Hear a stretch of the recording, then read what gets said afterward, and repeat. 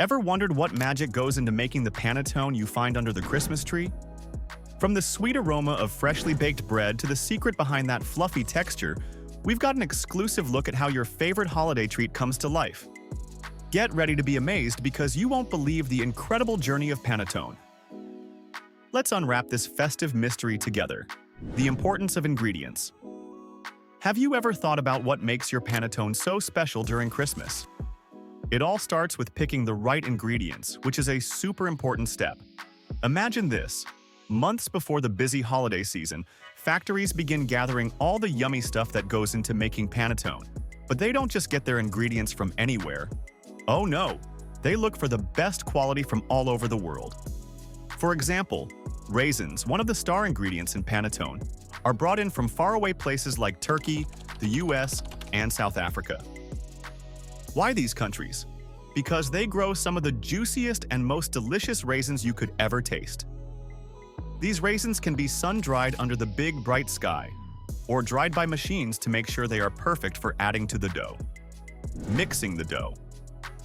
Making panetone starts with a big task, mixing the dough.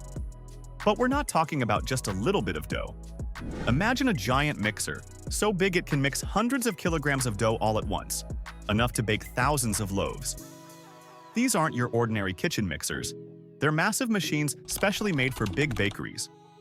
Once all the flour, eggs, sugar, and other ingredients are in the mixer, it's time to mix them up. But here's the really cool part. After the dough is all mixed together, it doesn't go straight to the oven. It gets to take a long nap. Yes, you heard that right. The dough rests for about 12 to 20 hours. But why wait so long? This resting is super important because it lets the natural yeast in the dough work its magic. The yeast ferments, which means it helps the dough rise and creates lots of tiny bubbles. These bubbles make the panetone really light and airy, just how we like it. Egg yolks and sugars. When making panetone, two ingredients are super important: egg yolks and sugar. Did you know that in Italy, where panetone comes from, there's a special rule for making it? They say you must use at least 4% egg yolk by weight. That might not sound like a lot, but it's a magic touch that makes the panetone rich and gives it that lovely golden color. Now, let's talk about sugar. Panetone isn't just sweet because of any sugar. It uses very special kinds. Most of the time, they use granulated cane sugar, which comes from sugar cane, a tall plant that loves to grow in sunny places. They might also use a bit of beet sugar, made from sugar beets, which look a bit like big, round, and white roots. This blend of sugars doesn't just make the panetone sweet.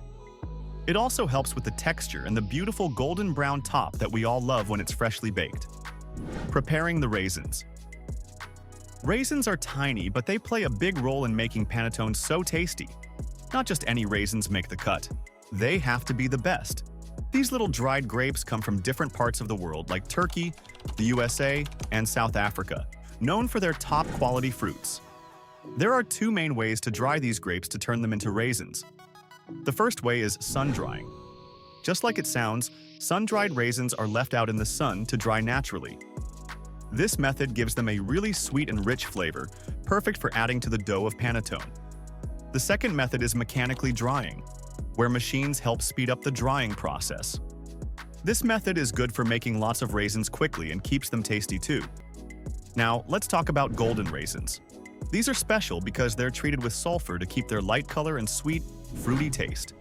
They're a bit different from the darker raisins and add a nice variety to the texture and flavor of the panetone.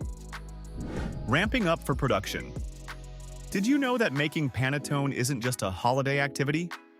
Oh no, the preparation starts much earlier. Even when it's still sunny and warm in July or August, panetone factories begin getting ready for the big Christmas rush. It's like preparing for a huge party months in advance, making sure everything is perfect for the guests. As the holidays get closer, factories need more hands to help with all the work. That's when they start hiring lots of seasonal workers. These are people who come just for the busy season to help make all those delicious loaves of panetone. But before they can start, there's a lot to learn. Training these new workers is super important. They need to know exactly how to mix, shape, and bake the panetone just right.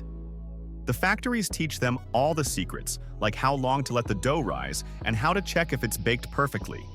This training helps make sure that every loaf of panettone is as yummy as the last, and that no matter where it's sent around the world, it brings holiday cheer to everyone who tastes it. Shaping and molding. When the panettone dough is all mixed and rested, it's time to shape it into the perfect loaves. This part is super cool because it uses big automated machines. These machines are like high-tech cookie cutters, but for bread. They cut the dough into precise pieces so that each panettone weighs exactly the same. Imagine that, every single loaf being just the right size and weight. Now, after the dough is cut, it needs a special mold to help it keep its shape. Panettone isn't baked in just any mold, it's baked in a tall, cylindrical paper mold. These aren't ordinary paper cups, they're strong and shaped like a deep tube. This special design is important because it helps the dough rise upwards and grow tall during the baking process, without spreading out too much.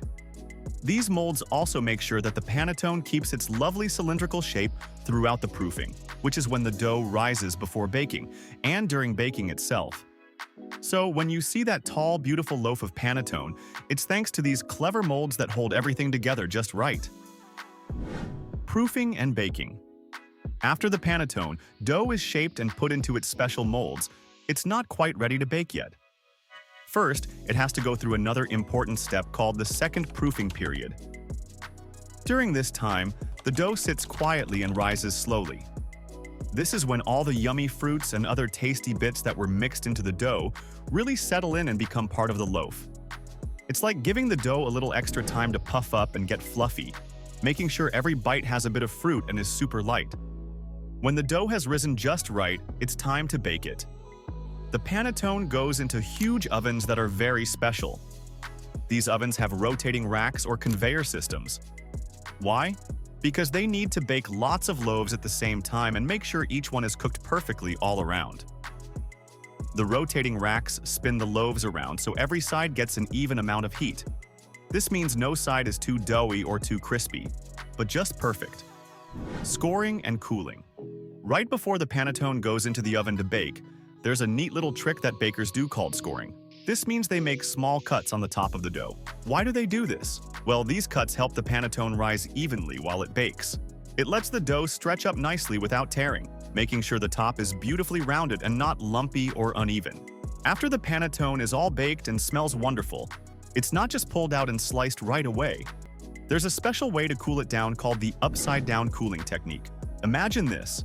The hot loaves of panettone are flipped upside down and hung on special racks. By cooling it upside down, the panettone doesn't collapse under its own weight. This keeps the inside fluffy and light, just how everyone loves it. Cooling it this way takes a few hours, but it's worth the wait. Skipping this step would make the bread dense and heavy, not the light and airy treat that makes the holidays so special. So, this unique cooling method is a big secret to keeping each loaf perfect. Varieties of panettone. Panettone comes in more flavors than just the traditional fruit-filled kind. Have you ever heard of chocolate-filled panettone?